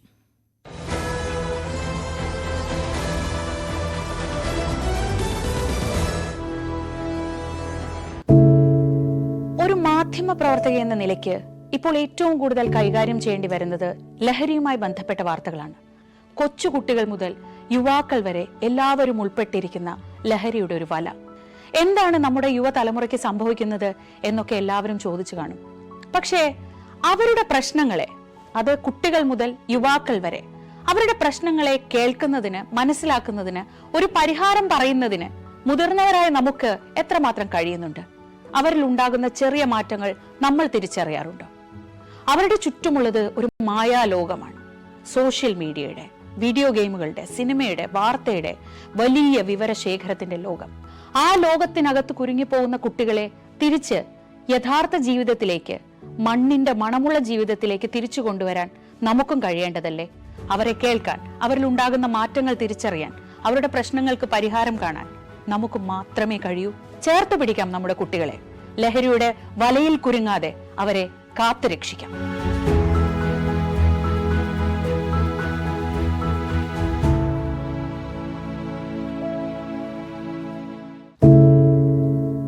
എന്തുപറ്റി നമ്മുടെ നാടിന് എന്ന് ചോദിച്ചു പോകുന്ന കാര്യങ്ങളാണ് ഇപ്പോൾ സംഭവിക്കുന്നത്. എന്തൊക്കെയാണ് നമ്മുടെ യുവതലമുറ തെരുവുകളിൽ കാട്ടിക്കൂട്ടുന്നത്? കൊല്ലാൻ പോലും മടികാട്ടാത്ത ഇവർ സ്വബോധത്താൽ ഇങ്ങനെയൊന്നും ചെയ്യില്ല. നാടിന്റെ അഭിമാനമായി വളരേണ്ട യുവത്വത്തെ ഇങ്ങനെ പോകാൻ അനുവദിച്ചുകൂടാ. നമ്മൾ ഓരോരുത്തരും മാതാപിതാക്കൾ കൂടിയാണ്. നേർവഴിക്ക് നടത്താൻ, തെറ്റുകൾ പറഞ്ഞു മനസ്സിലാക്കാൻ നമുക്ക് കഴിയണം. ഇപ്പോഴത്തെ അക്രമ സംഭവങ്ങളിൽ 99% ലഹരിയുടെ, പ്രത്യേകിച്ച് ഗുരുതരമായ ആരോഗ്യ പ്രശ്നങ്ങളിലേക്ക് കൊണ്ടുവന്നെത്തിക്കുന്ന ഡ്രഗ്സിന്റെ ഉപയോഗമുണ്ടെന്ന് മനസ്സിലാക്കിയിട്ടുണ്ട്. ഇത് നിസ്സാരമല്ല. കണ്ടില്ലെന്ന് നടിക്കാൻ ആർക്കുമാവില്ല. ജീവിതം ഒട്ടേറെ ബാക്കിയുണ്ടെന്ന് യുവതലമുറ.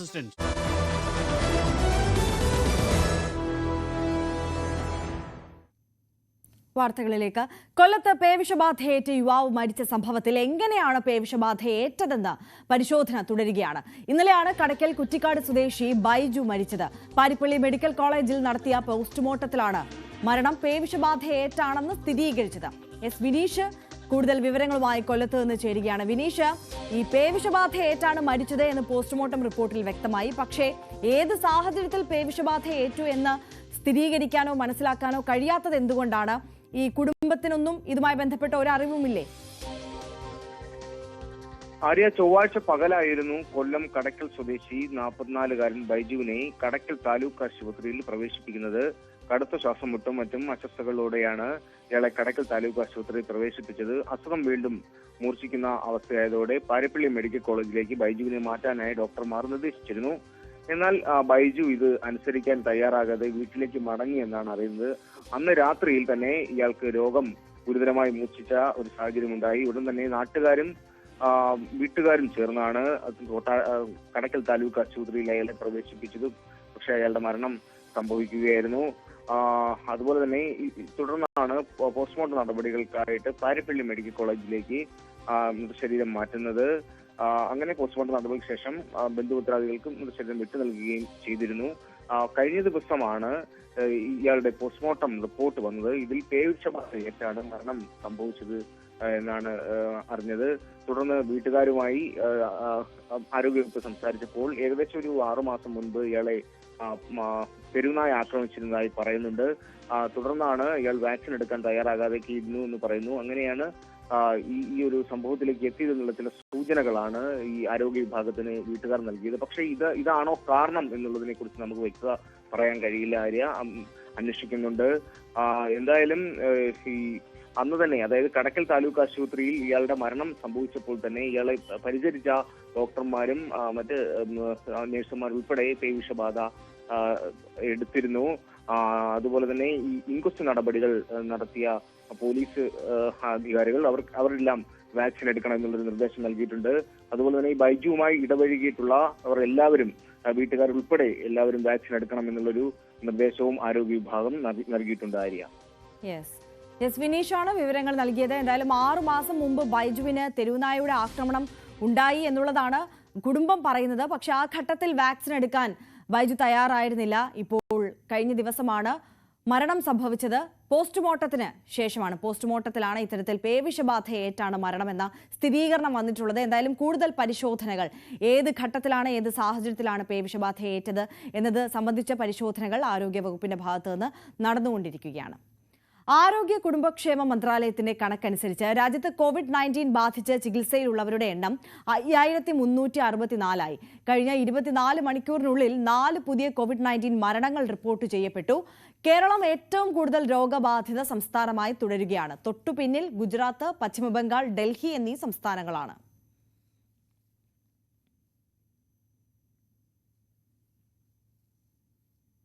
ബംഗളൂരു എം ചിന്നസ്വാമി സ്റ്റേഡിയത്തിൽ ഉണ്ടായ ദുരന്തത്തിൽ മുഖ്യമന്ത്രി സിദ്ധരാമയ്യ, ഉപമുഖ്യമന്ത്രി DK ശിവകുമാർ, ആഭ്യന്തരമന്ത്രി G പരമേശ്വര എന്നിവർക്കെതിരെ നിയമ നടപടിയുമായി BJP. RCB ക്യാപ്റ്റനായ വിരാട് കോഹ്ലിക്കെതിരെ ഇന്നലെ ഒരു പൊതുപ്രവർത്തകനും പരാതി നൽകിയിട്ടുണ്ട്. ആയിഷത്തുൽ ഷംന കൂടുതൽ വിവരങ്ങളുമായി ചേരുകയാണ്. ഷംന, വിവാദങ്ങൾക്കൊടുവിൽ, പ്രതിഷേധങ്ങൾക്കൊടുവിൽ നിയമപരമായി കൂടി പ്രതിപക്ഷം നീങ്ങുകയാണല്ലേ? തീർച്ചയായും ആര്യ, വിവാദങ്ങൾക്കൊക്കെ ഒടുവിൽ നിയമപരമായ കാര്യങ്ങൾ മുന്നോട്ട് പോകുന്നു. അന്വേഷണം വേഗത്തിലാക്കുന്നുണ്ട്, ഒപ്പം അറസ്റ്റ് രേഖപ്പെടുത്തുന്നു. അങ്ങനെ പുതിയ ഡെവലപ്മെന്റ് കേസിൽ വരുന്നു എന്നതാണ് ഏറ്റവും പ്രധാനപ്പെട്ടത്. നേരത്തെ തന്നെ BJP സർക്കാരിനെതിരെ, കർണാടക സർക്കാരിനെതിരെ വലിയ രീതിയിലുള്ള വിമർശനവുമായി രംഗത്തെത്തിയിരുന്നു. അതായത് എല്ലാം അറിഞ്ഞിട്ടും DK ശിവകുമാർ അടക്കം കപ്പിൽ മുത്തമിടാനും ഒപ്പം നിന്ന് ഫോട്ടോ എടുക്കാനും മാത്രമാണ് ശ്രമിച്ചത്. അല്ലാതെ പോലീസിന് വേണ്ട വിധത്തിൽ നിർദ്ദേശങ്ങൾ നൽകാനോ കാര്യങ്ങൾ നിയന്ത്രിക്കാനോ മുഖ്യമന്ത്രിയോ ഉപമുഖ്യമന്ത്രിയോ തയ്യാറായിരുന്നില്ല എന്ന തരത്തിൽ വലിയ വിമർശനങ്ങളാണ് BJP ഉന്നയിച്ചിരുന്നത്. അതിനുശേഷമാണ് ഇപ്പോൾ നിയമപരമായി തന്നെ കാര്യങ്ങൾ മുന്നോട്ട് വെക്കുന്നതും. മുഖ്യമന്ത്രി സിദ്ധരാമയ്യ, ഒപ്പം ഉപമുഖ്യമന്ത്രി DK ശിവകുമാർ, ആഭ്യന്തരമന്ത്രി എന്നിവർക്കെതിരെയാണ് ഇത്തരത്തിൽ കേസ് കൊടുത്തിട്ടുള്ളത്. ഒപ്പം വിരാട് കോഹ്ലിയെതിരെ ഇപ്പോൾ പരാതി നൽകിയിട്ടുണ്ട്. അത് കർണാടകയിലെ ശിവമോഗയിലെ ഒരു ആക്ടിവിസ്റ്റാണ് വിരാട് കോഹ്ലിക്കെതിരെ പരാതി നൽകിയിട്ടുള്ളത്. ഇതുവരെ കേസിൽ അറസ്റ്റിലായത് 4 പേരാണ്. ഇവരെ ജുഡീഷ്യൽ കസ്റ്റഡിയിൽ വിട്ടിട്ടുണ്ട്. എന്തായാലും വിശദമായ അന്വേഷണങ്ങൾ നടന്നു വരികയാണ്. ഇപ്പോൾ RCBയുടെ പ്രതിനിധികളും ഒപ്പം തന്നെ ഇവന്റ് മാനേജ്മെന്റ് DNA-യുടെ പ്രതിനിധികളും അടക്കമാണ് കേസിൽ ഇതുവരെ അറസ്റ്റിലായിട്ടുള്ളത്. എന്നാൽ വരും ദിവസങ്ങളിൽ കൂടുതൽ അറസ്റ്റ് ഉണ്ടാകുമെന്നാണ് കരുതപ്പെടുന്നത്. ഒപ്പം തന്നെ ഈ ക്രിക്കറ്റ് അസോസിയേഷന്റെ ഭാരവാഹികൾ പോലീസ് കേസെടുത്തതിന് പിന്നാലെ ഇവർ ഒളിവിലാണെന്ന ആണ് ഇപ്പോൾ വിവരം. ബംഗളൂരു പോലീസ് തന്നെ അത് സ്ഥിരീകരിച്ചിട്ടുമുണ്ട്. കർണാടക ക്രിക്കറ്റ് അസോസിയേഷൻ ഭാരവാഹികളെല്ലാം കേസെടുത്തതിന് പിന്നാലെ ഒളിവിൽ പോയി. ഇന്നലെ RCB പ്രതിനിധികളെ അടക്കം എയർപോർട്ടിൽ വെച്ചായിരുന്നു പോലീസ് പിടികൂടിയതും. എന്തായാലും കേസിൽ കൂടുതൽ അന്വേഷണങ്ങൾ നടക്കുന്നത് എന്നാണ് ഏറ്റവും പ്രധാനപ്പെട്ടത്. മാത്രവുമല്ല, ഇപ്പോൾ പുതിയ വിവരങ്ങൾ പ്രകാരം ഈ ആദ്യം ദുരന്തമുണ്ടായത് ഒരു ഡ്രെയിനേജിന്റെ മുകളിലെ സ്ലാബ് തകർന്ന് അതിന് മുകളിൽ നിന്ന ആളുകളാണ് ആദ്യം അപകടത്തിൽപ്പെട്ടത്. പിന്നീടാണ് ഈ തിക്കും തിരക്കും രൂക്ഷമായതും ഈ വീണ് കിടന്ന ആളുകളുടെ മുകളിലൂടെ മറ്റാളുകൾ വീണു. അങ്ങനെയാണ് ഈ അപകടത്തിന്റെ വ്യാപ്തി കൂടിയത് എന്നതാണ് ഇപ്പോൾ പുറത്തു വരുന്ന വിവരങ്ങൾ. എന്തായാലും കേസിൽ BJP ഇപ്പോൾ നിയമ നടപടിയുമായി മുന്നോട്ട് പോകുന്നു. ഇതൊരു രാഷ്ട്രീയ വിവാദമാക്കി മാറ്റുന്നു എന്നതാണ് സാഹചര്യം. ഒപ്പം തന്നെ കോടതി കഴിഞ്ഞ ദിവസം ഇതിന് അന്വേഷണത്തിന് ഉത്തരവിട്ടിരുന്നു. സ്വമേധയാ കേസെടുത്തുകൊണ്ട് സർക്കാരിനോട് റിപ്പോർട്ട് തേടിയിരുന്നു. അടുത്ത 10-നകം റിപ്പോർട്ട് സമർപ്പിക്കാനാണ് നിർദ്ദേശം. ഒപ്പം ഈ സിദ്ധരാമയ്യയുടെ നിർദ്ദേശപ്രകാരം ജുഡീഷ്യൽ അന്വേഷണം നടത്തുകയും ഈ ബംഗളൂരു പോലീസ് കമ്മീഷണർ ഉൾപ്പെടെയുള്ളവരെ സസ്പെൻഡ് ചെയ്യുകയും ചെയ്തിരുന്നു. അങ്ങനെ മുഴുവൻ പോലീസിൽ നിന്നും മറ്റ് വിഭാഗങ്ങളിൽ നിന്നും ഈ RCB സംഘടനകളിൽ നിന്നും ഒക്കെയുള്ള അവർക്കൊക്കെ എതിരെ നടപടികളുമായി അന്വേഷണ സംഘം മുന്നോട്ട് പോകുന്നു എന്നതാണ് സാഹചര്യം. എന്തായാലും ഇപ്പോൾ ഇത് രാഷ്ട്രീയ വിവാദമായി പ്രതിപക്ഷം മാറ്റിയിരിക്കുന്നു, BJP മാറ്റിയിരിക്കുന്നു എന്നതാണ് ഏറ്റവും പ്രധാനപ്പെട്ട കാര്യം. ആര്യ. ഐഷത്തുൽ ഷംനയാണ് വിശദാംശങ്ങൾ നൽകിയത്. അങ്കമാലി ശബരി പാതയുടെ നിർമ്മാണത്തിന് കേന്ദ്ര സർക്കാർ പച്ചക്കൊടി കാണിച്ചതോടെ പ്രതീക്ഷയുടെ ചൂളം വിളിക്കായി കാതോർത്ത് ഇടുക്കി ജില്ലയിൽ. എറണാകുളം ജില്ല കടന്ന് വരുന്ന പാത വാണിജ്യപരമായി ഇടുക്കിക്ക് ഏറെ പ്രതീക്ഷ നൽകുന്നതാണ്. തൊടുപുഴ കടന്ന് പാലാ ഭരണങ്ങാനം വഴിയാണ് നിർദ്ദിഷ്ട ശബരി റെയിൽ പാത കടന്നു പോകുന്നത്. കേന്ദ്ര റെയിൽവേ മന്ത്രി അശ്വിനി വൈഷ്ണവുമായി മുഖ്യമന്ത്രി പിണറായി വിജയന്റെ നേതൃത്വത്തിൽ നടത്തിയ ചർച്ചയെ തുടർന്നാണ് ശബരിപാത യാഥാർത്ഥ്യമാകുന്നതിനുള്ള അനുകൂല സാഹചര്യം ഒരുങ്ങിയിരിക്കുന്നത്. ജൂലൈയിൽ ഭൂമി ഏറ്റെടുക്കൽ നടപടികൾ ആരംഭിക്കുമെന്നാണ് നിലവിൽ ലഭിച്ചിരിക്കുന്ന വിവരം. അങ്കമാലി ശബരി റെയിൽപാതയ്ക്ക് വനംവകുപ്പിന്റെ തടസ്സങ്ങളില്ല എന്നതും പദ്ധതിയുടെ നടത്തിപ്പിന് സഹായകരമാകും. 111 കിലോമീറ്റർ ദൂരമുള്ള ശബരിപാത 1998 വാജ്പേയി സർക്കാരിന്റെ കാലത്താണ് വിഭാവനം ചെയ്തത്. പല വീടുകളുടെ പറമ്പുകളിലും റെയിൽവേ കല്ലുകൾ സ്ഥാപിച്ചിട്ടുണ്ട്. സംസ്ഥാന സർക്കാർ സ്ഥലം ഏറ്റെടുക്കുന്ന നടപടികൾ പൂർത്തീകരിച്ചാൽ പദ്ധതി അതിവേഗം ട്രാക്കിലെത്തും. എറണാകുളം ജില്ലയ്ക്ക് ശേഷം ഇടുക്കി തൊടുപുഴയിലാണ് സ്റ്റേഷൻ വിഭാവനം ചെയ്തിട്ടുള്ളത്. ഇടുക്കിയിലെ തൊടുപുഴ കരിങ്കുന്നം വഴിയാണ് കോട്ടയത്തെ രാമപുരത്തേക്ക് നിർദ്ദിഷ്ട പാത കടക്കുക. ഇടുക്കിയിൽ ആദ്യ റെയിൽവേ പാത വരുന്നതിൽ തൊടുപുഴ പ്രദേശത്തെ ജനങ്ങൾ വലിയ സന്തോഷത്തിലാണ്. ഇവിടെ ചേട്ടന്റെ സ്ഥലം അടുത്ത് പോകുന്നുണ്ടല്ലേ? അതിന് വേണ്ട നഷ്ടപരിഹാര തുകയൊക്കെ അതിപ്പോ അവരതേ തീരുമാനിച്ചു കഴിഞ്ഞ് നമ്മളല്ല അവിടെ ഒന്നും ചോദിക്കണമല്ലോ. അവര് പറയുക കുറഞ്ഞു പോയി വീണ്ടും വേറെ എന്തെങ്കിലും പരിപാടി ചെയ്യുക. അതായത് ഇത്രയും വർഷത്തിന് ശേഷം അല്ലേ? പിന്നെ ഇവിടെ 12-15 ഒരു സെന്റിന് 15 ലക്ഷം രൂപയൊക്കെ അവിടെ കൊടുക്കണേ. അല്ല ഏതായാലും ഒരു വലിയ കാലയളവിന് ശേഷം വീണ്ടും പദ്ധതി വരിക. അതൊരു സന്തോഷം. 28 വർഷങ്ങൾക്ക് മുമ്പ് വിഭാവനം ചെയ്ത പദ്ധതിക്ക് ഇന്നത്തെ ചെലവ് 2800 കോടി രൂപയാണ്. ഇടുക്കിയുടെ അനന്ത സാധ്യതകൾക്ക് പച്ചക്കൊടി വീശുന്ന പദ്ധതി ഉടൻ യാഥാർത്ഥ്യമാക്കണമെന്ന് ജനപ്രതിനിധികളും ആവശ്യപ്പെടുന്നുണ്ട്. അങ്കമാലി മുതൽ തൊടുപുഴ വരെ റെയിൽവേ നിർമ്മാണത്തിന് സാമൂഹ്യാഘാത പഠനവും പൂർത്തിയായിട്ടുണ്ട്. ഇടുക്കി റെയിൽവേ ഭൂപടത്തിൽ ചേർക്കപ്പെടുന്നതോടെ ടൂറിസം വ്യവസായവും വളരും. മൂന്നാർ, തേക്കടി, ദേവികുളം, പീരുമേട് തുടങ്ങിയ കേരളത്തിലെ സുപ്രധാന വിനോദസഞ്ചാര മേഖലകളിലേക്ക് യാത്രാബന്ധവും മെച്ചപ്പെടും. ന്യൂസ് 18 ഇടുക്കി. കായംകുളത്ത് ദേശീയപാതയിൽ ഓട നിർമ്മാണത്തിനെടുത്ത കുഴി മരണക്കെണിയാകുന്നു. മിക്കയിടത്തും മുന്നറിയിപ്പ് ബോർഡുകൾ സ്ഥാപിച്ചിട്ടില്ല. ഈ അനാസ്ഥയാണ് ആരോമൽ എന്ന യുവാവിന്റെ ജീവനെടുത്തത്. കായംകുളം ദേശീയപാത നിർമ്മാണം നടക്കുന്നിടത്ത് മതിയായ മുന്നറിയിപ്പ് ബോർഡുകൾ ഇല്ലാത്തതിൽ നേരത്തെ തന്നെ വിമർശനമുയർന്നതാണ്. കരാറുകാരുടെ അനാസ്ഥ മൂലമാണ് ആരോമലിന്റെ ജീവനും നഷ്ടമായത്. വ്യാഴാഴ്ച രാത്രിയിലാണ് ദേശീയപാതയിൽ സർവീസ് റോഡിന് കുറുകെ ഓട നിർമ്മിക്കാനായി എടുത്ത കുഴിയിൽ വീണ് സ്കൂട്ടർ യാത്രക്കാരനായ ആരോമൽ മരിക്കുന്നത്. ഈ സിഗ്നൽ ഇല്ലാത്തതുകൊണ്ട് ആൾക്കാർ രാത്രിയാകുമ്പോൾ നേരെ വന്ന് ഈ കുഴിക്കകത്താണ് വീഴുന്നത്. ഇത് ഒരാളിന് പൊക്കത്തിനെക്കാട്ടി കൂടുതൽ വെള്ളം ഉണ്ട് ഇതിനകത്ത്. KPSC ജംഗ്ഷനിൽ നിന്ന് തെക്കോട്ട് കുന്നത്താലമ്മൂട് ഭാഗത്തേക്ക് സർവീസ് റോഡിലൂടെ വാഹനങ്ങൾക്ക് പോകാൻ കഴിയും. ഇരുചക്ര വാഹനങ്ങൾ ഇതിലൂടെ സ്ഥിരമായി പോകുന്നുണ്ട്. ഇവിടെ 400 മീറ്റർ ചെല്ലുമ്പോൾ സർവീസ് റോഡിന് കുറുകെ ഓട നിർമ്മിച്ചിരിക്കുകയാണ്. അവിടെ നിന്ന് വലത്തോട്ട് തിരിഞ്ഞു വേണം ദേശീയപാതയിൽ കയറാൻ. ഇവിടെ ഓടയുണ്ടെന്ന മുന്നറിയിപ്പ് ബോർഡുകളൊന്നുമില്ല. രാത്രിയിൽ ഇവിടെ മതിയായ വെളിച്ചവുമില്ല. ഓടയുടെ അരികിൽ ബാരിക്കേഡോ റിബണോ ഒന്നും കെട്ടിയിട്ടുമില്ല.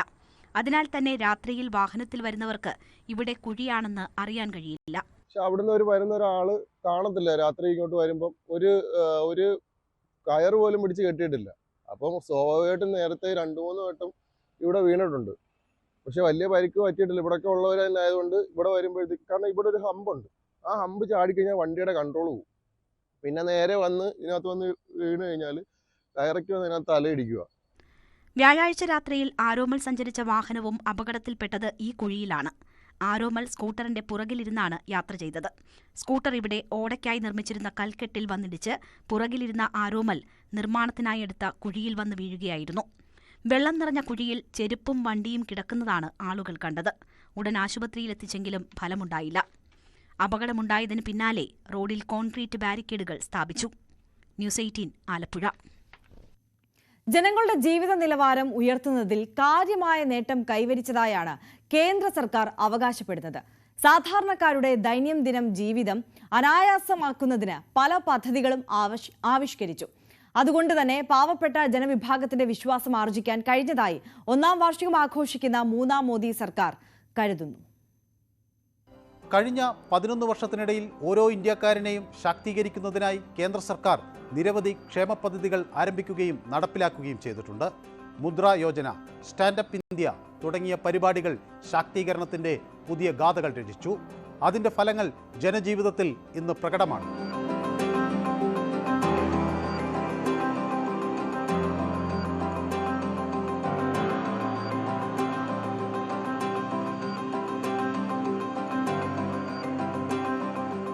ദിവ്യാംഗർ, ട്രാൻസ്ജെൻഡർ സമൂഹം, നാടോടി ഗോത്രങ്ങൾ, പിന്നാക്ക വിഭാഗങ്ങൾ, അങ്ങനെ നാളിതുവരെ കാര്യമായ അവസരങ്ങൾ ലഭിക്കാതിരുന്നവർ സമഗ്ര വികസനത്തിന്റെ ഭാഗമായി കഴിഞ്ഞു.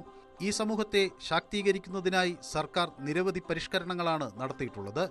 ജനജാതീയ ഗൗരവ് ദിവസ് ആഘോഷം 2024 നവംബർ 15 മുതൽ 26 വരെ നടന്നു. ആദിവാസി വിഭാഗത്തിൽപ്പെട്ട സ്വാതന്ത്ര്യ സമര സേനാനി ഭഗവാൻ ബിർസ മുണ്ടയുടെ 150ാം ജന്മവാർഷികത്തോടനുബന്ധിച്ചായിരുന്നു ആഘോഷം. ഇന്ത്യയുടെ ചരിത്രത്തിനും പുരോഗതിക്കും ഗോത്ര സമൂഹങ്ങൾ നൽകിയ സംഭാവനകളെ ആദരിക്കുന്നത് കൂടിയായിരുന്നു പരിപാടി. നമസ്തേ പദ്ധതി ശുചിത്വ തൊഴിലാളികൾക്ക് അന്തസ്സുള്ള ജീവിതം ഉറപ്പാക്കുന്നു. National action for mechanised sanitation ecosystem അഥവാ നമസ്തേ പദ്ധതി ശുചിത്വ മാനദണ്ഡങ്ങൾ മാറ്റിമറിക്കുന്നു. ക്ഷേമ പദ്ധതികളും ദാരിദ്ര്യ നിർമ്മാർജ്ജനവും വ്യാപിപ്പിക്കുന്നതിനുള്ള സർക്കാരിന്റെ ശ്രമങ്ങൾ ആഗോളതലത്തിൽ തന്നെ അംഗീകാരം പിടിച്ചുപറ്റുന്നു. രാജ്യത്ത് അതിദാരിദ്ര്യം അവസാനിപ്പിക്കുന്നതിനായി സർക്കാർ സ്വീകരിച്ച നടപടികളെ IMF ഉൾപ്പെടെ പ്രശംസിക്കുന്നു. UNDPയും Oxford poverty and human development ഇനീഷ്യേറ്റീവും പുറത്തിറക്കിയ ഗ്ലോബൽ മൾട്ടി ഡയമെൻഷണൽ പോവർട്ടി ഇൻഡെക്സും ഇന്ത്യയുടെ ഇൻഡിക്കേറ്ററുകളിൽ കുറവുണ്ടായതായി പറയുന്നു. ദരിദ്രരെയും പാർശ്വവൽക്കരിക്കപ്പെട്ടവരെയും സേവിക്കുക എന്നത് സർക്കാരിന്റെ അടിസ്ഥാന വാഗ്ദാനമാണെന്ന് പ്രധാനമന്ത്രി നരേന്ദ്രമോദി വ്യക്തമാക്കുന്നു. സമൂഹത്തിലെ അവസാന വ്യക്തിയിലേക്ക് എത്തുന്നതുവരെ വികസനത്തിന്റെ ലക്ഷ്യം പൂർത്തിയാകില്ല എന്നർത്ഥം വരുന്ന അന്ത്യോദയ എന്ന തത്വമാണ് രാജ്യത്തെ നയിക്കുന്നത്. News desk news 18. ഇന്ത്യൻ നേവിയുടെ ആദ്യത്തെ anti submarine warfare shallow water craft നീറ്റിലിറങ്ങാൻ ഇനി ദിവസങ്ങൾ മാത്രമാണ് ബാക്കി. അർണാല എന്ന് പേരിട്ടിരിക്കുന്ന കപ്പൽ ജൂൺ 18 വിശാഖപട്ടണത്ത് ജനറൽ അനിൽ ചൗഹാൻ കമ്മീഷൻ ചെയ്യും. ഡോക്ക് യാർഡിൽ അർണാല കൂടി എത്തുന്നതോടെ നാവികസേനയുടെ മൂർച്ച കൂടും. ഇതാദ്യമായാണ് ഒരു anti submarine warfare shallow water craft Indian നേവിയുടെ ആവനാഴിയിലേക്ക് എത്തുന്നത്. പേര് പോലെ തന്നെ ശത്രുവിന്റെ ഒളിച്ചെത്തുന്ന മുങ്ങിക്കപ്പലുകളെ തേടിപ്പിടിച്ച് ആക്രമിക്കുന്നവയാണ് ഈ യുദ്ധക്കപ്പൽ. ആഴം കുറഞ്ഞ മേഖലയിൽ ഉപയോഗിക്കുന്നത് കൊണ്ടാണ് ഇവയെ ഷാലോ വാട്ടർ ക്രാഫ്റ്റ് എന്ന് വിളിക്കുന്നത്. യുദ്ധവിമാനങ്ങളെ ഉൾപ്പെടുത്തിയുള്ള ആക്രമണങ്ങൾക്കും ഇവ സജ്ജമാണ്. കൂടാതെ സമുദ്രത്തിനടിയിലെ നിരീക്ഷണങ്ങൾക്കും തെരച്ചിലിനും ASW SWC സഹായിക്കും. അർണാല എന്ന് പേരിട്ടിരിക്കുന്ന നമ്മുടെ കപ്പൽ ഇന്ത്യ തദ്ദേശീയമായാണ് വികസിപ്പിച്ചിരിക്കുന്നത്. കൊൽക്കത്തയിലെ GRSC എന്ന കമ്പനിയാണ് അർണാല നിർമ്മിച്ചത്. 77 മീറ്റർ നീളമുള്ള കപ്പലിന്റെ 80% പാർട്ടുകളും ഇന്ത്യൻ നിർമ്മിതമാണ്. മഹാരാഷ്ട്രയിലെ വാസയിലുള്ള അർണാല കോട്ടയുടെ സ്മരണാർത്ഥമാണ് കപ്പലിന് അർണാല എന്ന് പേരിട്ടിരിക്കുന്നത്. ജൂൺ 18 സംയുക്ത സൈനിക മേധാവി ജനറൽ അനിൽ ചൗഹാൻ വിശാഖപട്ടണത്ത് അർണാല കമ്മീഷൻ ചെയ്യും. വൈസ് അഡ്മിറൽ രാജേഷ് പെന്താർക്കർ അടക്കമുള്ള ഉന്നത ഉദ്യോഗസ്ഥരും ചടങ്ങിന് സാക്ഷ്യം വഹിക്കും. News desk news 18. ബംഗ്ലാദേശിൽ അടുത്ത വർഷം ഏപ്രിലിൽ തെരഞ്ഞെടുപ്പ് നടത്തുമെന്ന് മുഹമ്മദ് യൂനുസ് ടെലിവിഷനിലൂടെ രാജ്യത്തെ അഭിസംബോധന ചെയ്യവെയാണ് ഇക്കാര്യം വ്യക്തമാക്കിയത്. തെരഞ്ഞെടുപ്പ് കമ്മീഷൻ വിശദാംശങ്ങൾ തയ്യാറാക്കും. തെരഞ്ഞെടുപ്പ് പ്രഖ്യാപിക്കാൻ വൈകുന്നതിനെതിരെ ബംഗ്ലാദേശ് നാഷണലിസ്റ്റ് പാർട്ടിയും സൈനിക തലവനും അടക്കം ശക്തമായ പ്രതിഷേധം ഉയർത്തിയിരുന്നു. ഇപ്പോൾ 9 മണി വാർത്തകളുടെ സമയം ഇവിടെ അവസാനിക്കുകയാണ്. ഇടവേളയ്ക്ക് ശേഷം കൂടുതൽ വാർത്തകളും വിശദാംശങ്ങളും കാണാം ന്യൂസ് ട്രെൻഡ്സിൽ. നമസ്കാരം.